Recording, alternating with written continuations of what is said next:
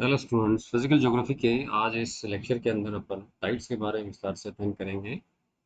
इस पे छोटे छोटे क्वेश्चन जो हैं वो कॉम्पिटिशन से बन जाते हैं, जैसे एग्जामिनेशन में भी और सिविल सर्विस वगैरह के अंदर भी।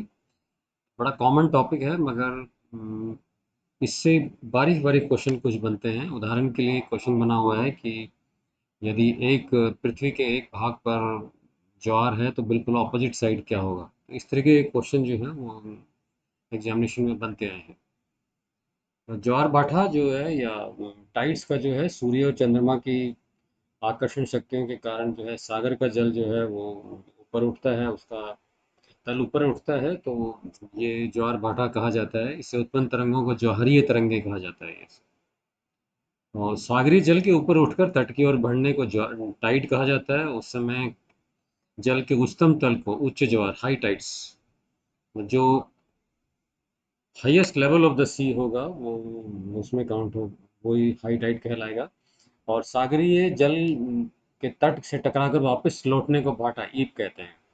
तथा इसमें निम्न ज्वार जो है, जल को निम्न ज्वार लो टाइड्स भी कहा जाता है। ज्वार भाटा जो है चंद्रमा और सूर्य और चंद्रमा के गुरुत्वाकर्षण बल और पृथ्वी के अपकेंद्रीय बल, एक बल होता है सेंट्रीपिटल, एक होता है सेंट्रीफ्यूगल। स्टूडेंट जब पत्थर को बांध के घुमाते हैं तो पत्थर बाहर जाने की कोशिश करता है। ये जो मैंने अभी क्वेश्चन कहा था उसका आंसर ये है कि पृथ्वी के एक भाग पर जब ज्वार आएगा, पानी ऊपर उठेगा, तो दूसरे बिल्कुल ऑपोजिट दूसरी तरफ भी जो है वो ज्वार ही आएगा, और उसका कारण ये होगा कि वहां पर पृथ्वी का अपकेंद्रीय बल कार्य करेगा। तो इस तरह के छोटे क्वेश्चन जो है एग्जामिनेशन में बनते हैं।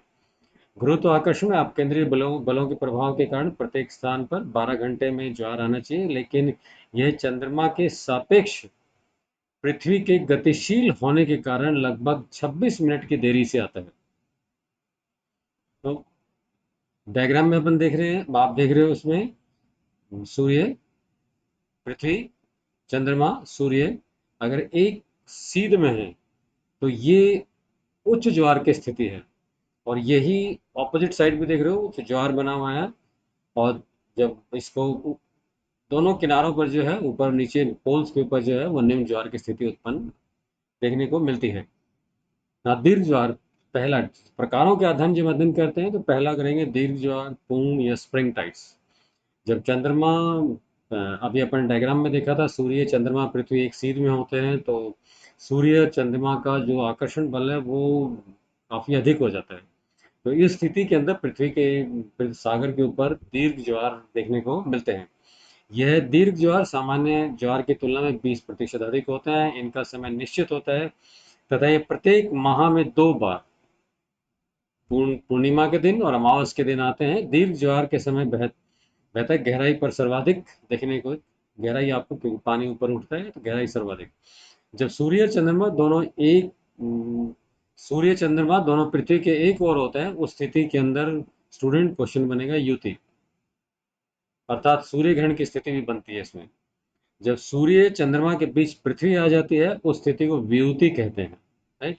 और ये चंद्र ग्रहण की स्थिति बनती है। दोनों छोटे छोटे क्वेश्चन बन जाते हैं एग्जामिनेशन के अंदर। जब सूर्य चंद्रमा और पृथ्वी समकोण होते हैं तो ऐसे समकोण की स्थिति को जो है वो समकोणीय स्थिति कहा जाता है। युति की स्थिति में अमावस्या, न्यू मून, तथा वियुति की स्थिति के अंदर जो है पूर्णमासी फुल मून की स्थिति होती है। ये भी एक क्वेश्चन बनेगा। इन फुल मून और जो है न्यू मून की स्थिति के अंदर युति और वियुति कौन सी पोजीशन बनती है।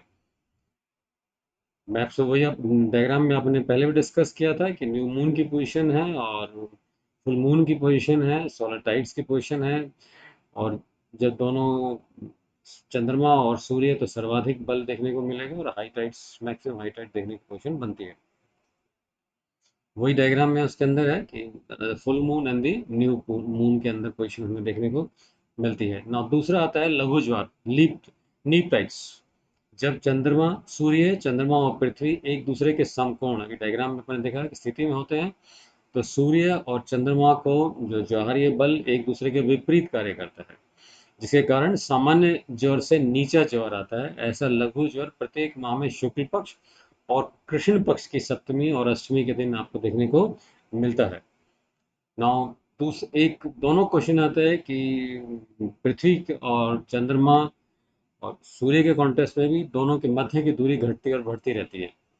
ये इस आधार पर भी जो है ज्वार की स्थिति निर्धारित होती है जब चंद्रमा और पृथ्वी एक सीध में हो और चंद्रमा के केंद्र से दूरी पृथ्वी के केंद्र दूरी से अधिकतम की स्थिति होती है, मैक्सिमम की स्थिति हो, तो इस स्थिति को जो है अपभू स्थिति अपन ने पढ़ा हुआ है कि स्थिति होती है। इस स्थिति में ज्वार जो है बल न्यूनतम होता है, जिस कारण लघु ज्वार उत्पन्न होते हैं जो कि सामान्य ज्वार से 20% छोटे होते हैं। इसे उप भू उच्च ज्वार भी कहते हैं जब चंद्रमा और पृथ्वी एक सीध में हो, एक सीध में हो और चंद्रमा के केंद्र की दूरी पृथ्वी के केंद्र की दूरी से न्यूनतम स्थिति पे हो।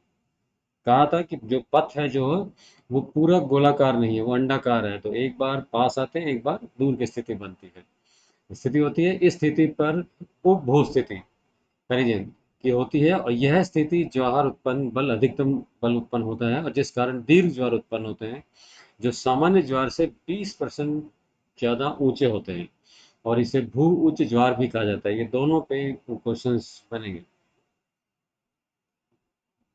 उपसोर अपसोर दोनों का टेक अवे पास, उस अपने सीधी भाषा के अंदर अगर याद करते हैं तो एक बार जो है वो जो पृथ्वी की स्थिति जो है चंद्रमा और पृथ्वी की दूरी कम होती है, दूसरी स्थिति में चंद्रमा और पृथ्वी की दूरी अधिक होती है, तो उसका सीधा प्रत्यक्ष जो प्रभाव है ज्वार भाटा पर टाइड्स पे देखने को मिलता है।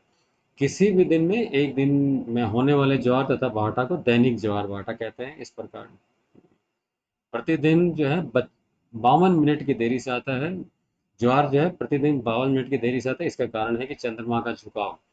एक क्वेश्चन एग्जामिनेशन में बनेंगे कि चंद्रमा हर महीने चंद्र ग्रहण क्यों नहीं होता, वो चंद्रमा के पथ के कारण, पाथ। जिस स्थान पर यदि प्रतिदिन 2 बार ज्वार आता है उसे अर्ध दैनिक ज्वार कहते हैं। इसे प्रत्येक ज्वार 12 घंटे 26 मिनट पर आता है। ज्वार नदियों में एक ये क्वेश्चन बनता है कि ज्वार भाटे के लाभ और हानि के संबंध में क्वेश्चन, कभी कोई छोटा क्वेश्चन बनता है तो उसका एक बड़ा उदाहरण जो है आप देख सकते हैं कि ज्वार के समय नदियों में बड़े जलयानों को चलाने में सहायता होती है क्योंकि पानी का जल जो है ऊपर उठता है। हुगली, आप बंगाल, टेम्स नदियों के जौहरीय धाराओं के कारण ही कोलकाता एवं लंदन महत्वपूर्ण बंदरगाह बन गए हैं। ये विश्व का सबसे ऊंचा ज्वार भाटा कनाडा के, क्वेश्चन बनेगा स्टूडेंट्स, नोवा स्कोशिया में स्थित फंडी की खाड़ी में है। यहाँ पर यह 24 घंटे में 2 उच्च ज्वार 2 निम्न ज्वार आते हैं और ज्वारीय उभार की ऊंचाई 16 से 18 मीटर तक देखने को मिलती है। काफी ऊंचा तल हो जाता है। वही है कि जहाजों को आराम से परिवहन के लिए सहायता मिलती है।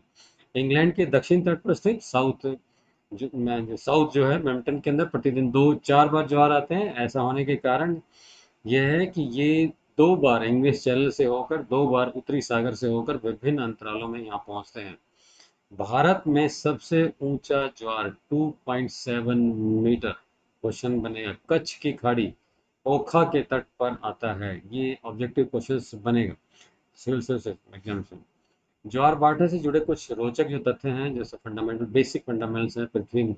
पृथ्वी पर स्थित सभी महासागरों और सागरों में सामान्यतः दिन में 2 बार ज्वार और 2 बार भाटा आता है। 2 बार ज्वार आने के बीच 12 घंटे 26 मिनट का अंतराल होता है। विश्व के सबसे ज्वार भाटा फंडी की खाड़ी में अपन डिस्कस किया था। ज्वार के समय महासागरों में उच्च जल तरंगे उत्पन्न होती हैं जिसे ज्वारीय तरंगे कहा जाता है। इस तरह की तरंगे समुद्र से 24 घंटे में 2 बार उत्पन्न होती है। लघु ज्वार सामान्य से 20% नीचे होते हैं। पूर्णिमा और अमावस के दिन महासागरों में और द्वीपों में दीर्घ ज्वार आते हैं क्योंकि इस दिन पृथ्वी, चंद्रमा और सूर्य एक सीध में होते हैं। इस दिन दीर्घ ज्वार 24 घंटे 52 मिनट में 2 बार आता है और चंद्रमा पृथ्वी की तुलना में 380 गुना पृथ्वी के निकट है। सूर्य की तुलना में चंद्रमा सूर्य की तुलना में 380 गुना जो है निकट है, इसलिए जो है चंद्रमा पृथ्वी को अधिक प्रभावित करता है। इसलिए चंद्रमा की ज्वारीय उत्पादन क्षमता सूर्य की तुलना में 2.17 गुना अधिक है। वो उसकी समीपता के कारण है। Thank you.